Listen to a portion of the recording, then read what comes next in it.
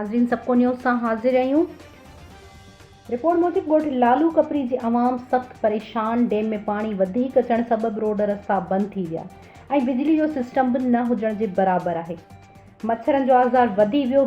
मुख़्तलिफ़ बीमारियुनि मुंहं कढिया आहिनि। मुख़्तलिफ़ बीमारियुनि जे विचण जूं इतला मिली रहियूं आहिनि। अचो त वधीक ॾिसूं था अरशद अली जी हिन रिपोर्ट में।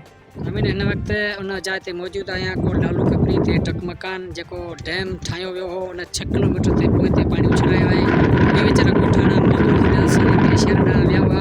हाणे जॾहिं इहे मोटिया आहिनि त हिननि खे पाणी नज़र अची रहिया 6 किलोमीटर ते।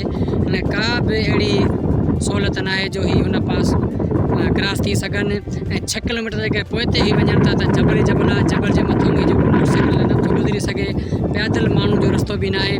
मोटरसाइकिल किथां खां गुज़रंदो। हिननि MP MN आला इख्तियारनि खां सिंध गवर्नमेंट खां ऐं इंसानी हुकूकनि खां मुतालबो कयो आहे त असांजी सवाल लधी वञे ऐं असांखे फौरी तौरु जेको आहे असांजो रस्तो ॻोल्हियो वञे। जंहिं कॾहिं असांजो रस्तो न ॻोल्हियो त असांजी ज़िंदगी खे ख़तरो आहे। असांजा नंढा ॿार ऐं